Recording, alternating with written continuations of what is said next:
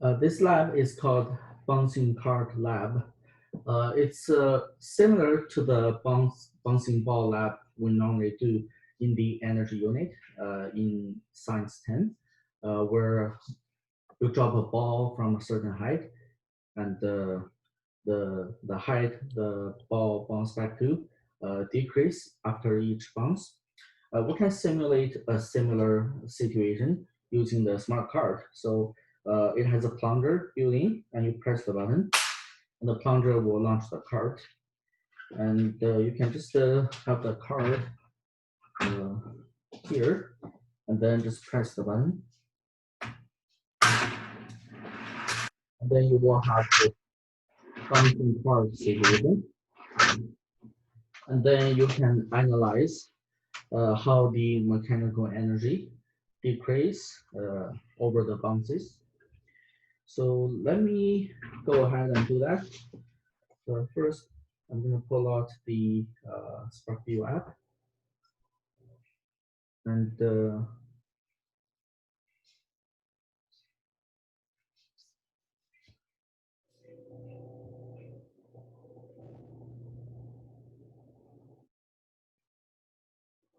right.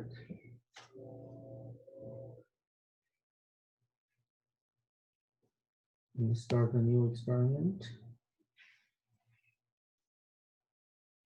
Right. Make sure it's connected.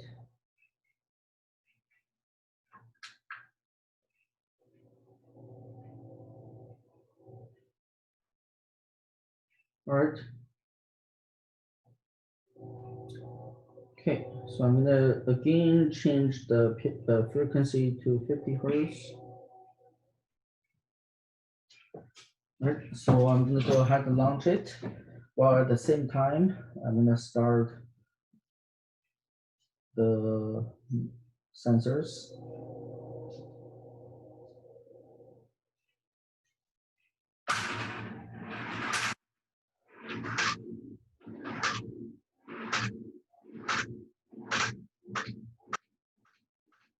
That's good. All right. Now, let's take a closer look at the data and the graph.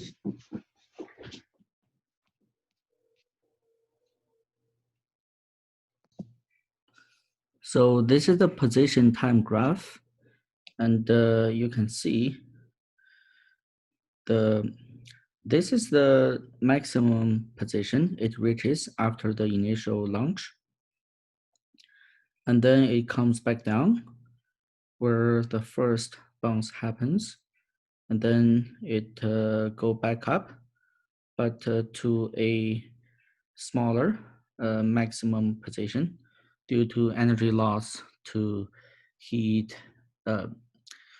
to friction, and to air resistance, and clearance as well. Okay, so you can see the position, maximum position it reaches keep decreasing. So let's look at the velocity data. And this is the initial launch, and then immediately the card gains a maximum velocity at the bottom. Then as it goes up the slope, the velocity decreases until it reaches 0, and then comes back down. So the velocity becomes negative because the direction changed, but the speed increased, and until this is the first bounce, and then gives it another velocity at the bottom.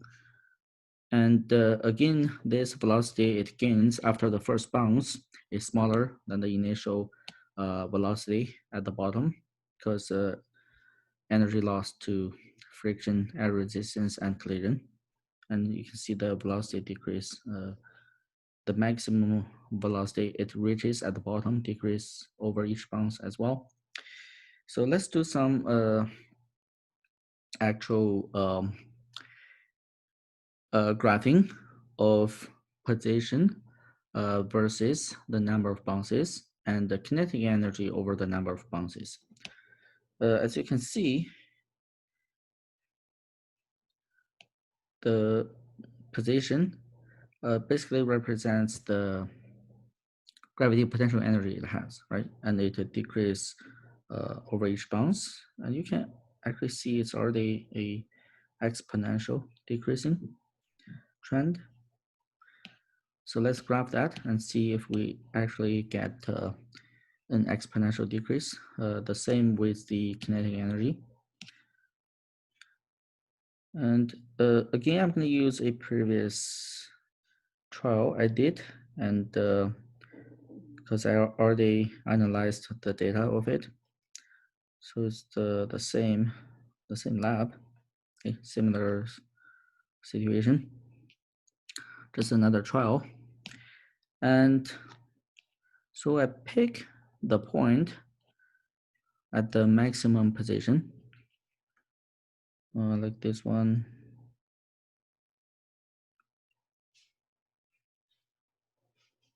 It's gonna be, so you have to see at which point it reaches the maximum. I think it's 2.44. It's 2.44, it's 0.5165. After that, it's smaller. Before that, it's also smaller. Yeah, so 2.44. So just like that, then you can find out the maximum position here, maximum position here. Then you graph it using Excel. So let me pull out my Excel.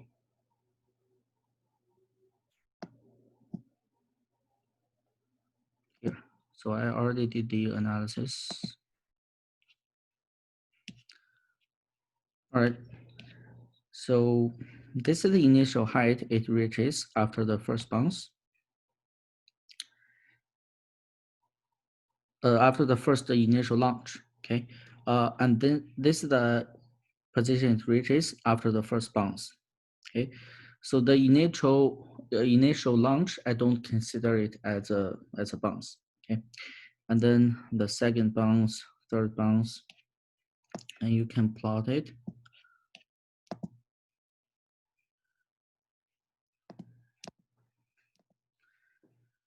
Right. So the vertical axis is the maximum position it reaches, and then the horizontal axis is the number of bounce. So after the initial launch, it reached a maximum position of 0.5165. Then this is the position it reaches after the first bounce, second, third, fourth, fifth. You can already see it's an exponential decay. But to be able to make sure, let's insert a trend line. It's almost perfect. So the smart card is awesome. The data, the sensor, the data is perfect. The sensor is awesome. And you can also, I'll talk about the equation later in a second. So for now, let's just do the graph for position versus number of bounces. And then you can also do the same with kinetic energy. So with the velocity, you go back to the SparkView app.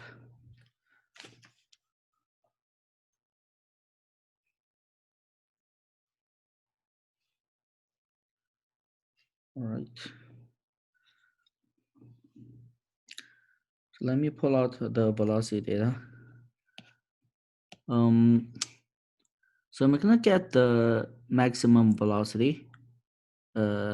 This is the initial maximum velocity after the initial launch, and then the maximum velocity it reaches after the first bounce, second, third, fourth.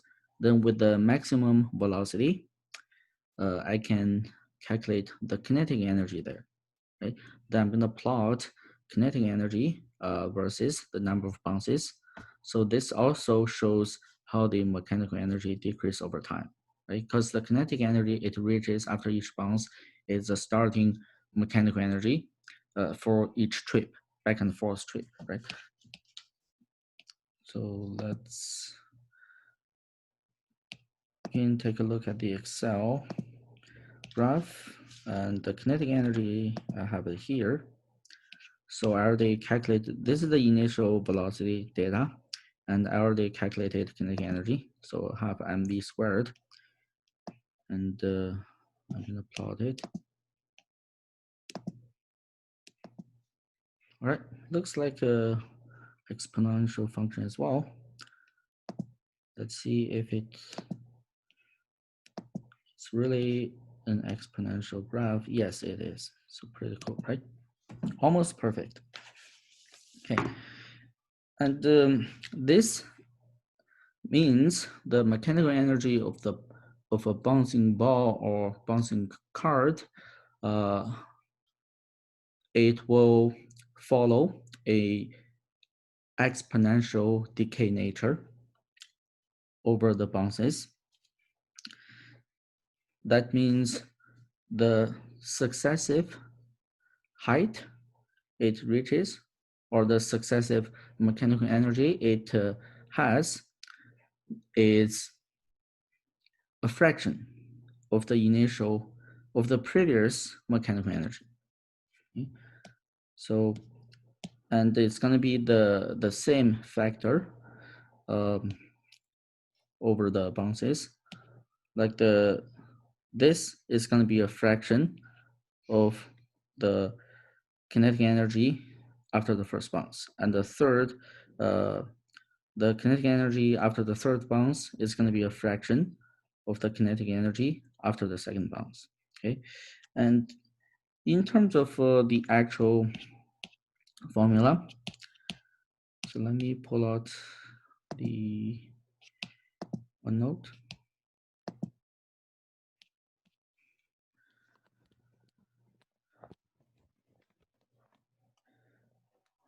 So for now, I'm going to use the position or the height as an example. The equation should be h equals to h naught times gamma to the power of x. And I will explain what each represent. So h naught represent the initial,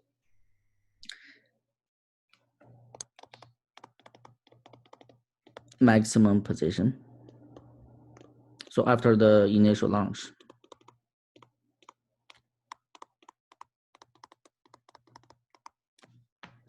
And gamma represents the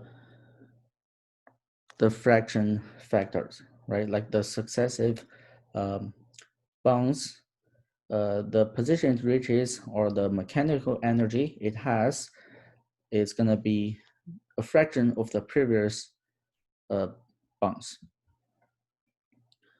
So you can think of R as, I'll just call it like a decay factor. And X is going to be just the number of bounces. Okay. It works for kinetic energy as well. Because you see they're all exponential decay. It's just a matter of a different like initial value and a different decay factor. But they all follow the same formula. I will throw in some numbers, give you more like visual examples. Let's say h naught is 10 meters. So you can imagine you drop a ball from 10 meter, or the card reaches like a 10 meter height after 10 meter position after the initial launch. And then gamma, let's say it's 0.7. So let's say if you drop the ball from 10 meter, and then after the first bounce, it'll reach 7 meter, right? Because it's going to be 0.7 or 70% of the previous height. And then x, let's say for now it's equal to 1. And then h equals to 10 times 0.7 to the power of 1, which is 7 meter.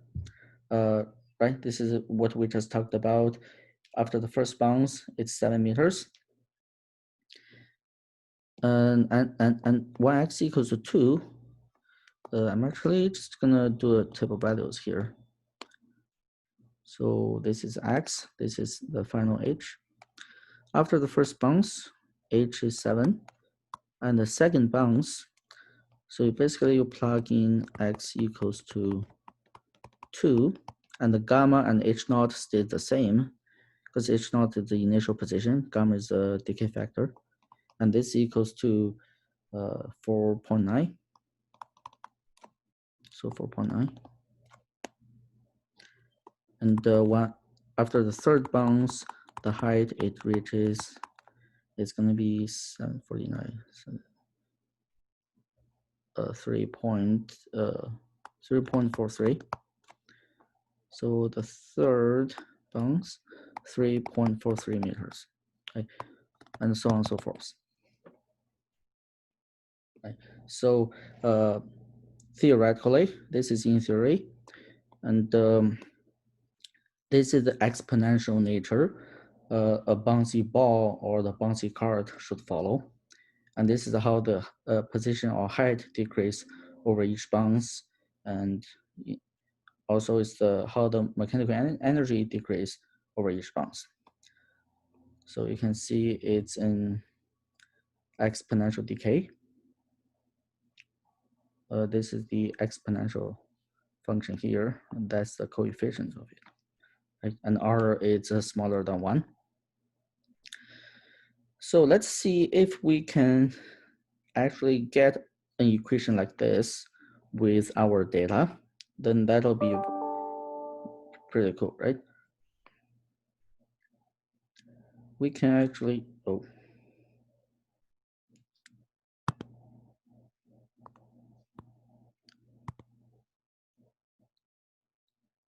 let me pull out the Excel again. All right, so here's the Excel. And let's go with the position graph. And then we can display the equation.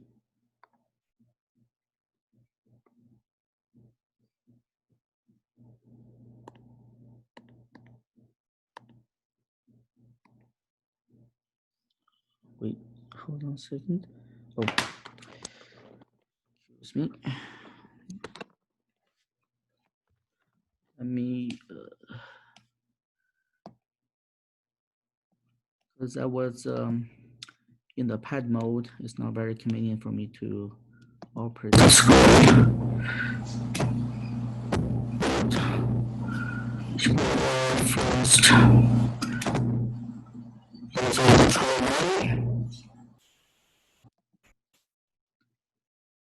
and then display equations. It's not going to be linear, it's exponential. And then display equations on chart. Perfect.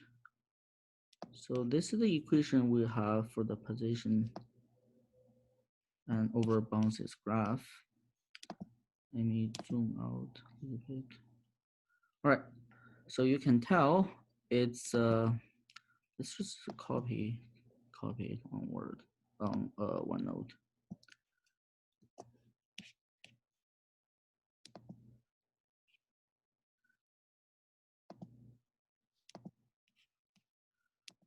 All right. So this is the equation we get for the position over bounces graph. Can you see it's in this format? H equals to H naught times R to the power of X. Can you identify H naught R in here? I'll show you. So this is equal to, this is the coefficient, which is H naught. Okay, so we already have H naught. And e to the power of negative 0.263, you can actually use exponent law, so this becomes e to the power of 0.263 1 over that, and then to the power of x. So h naught would be 0.5053, and 1 over that, 0.23, would be the gamma.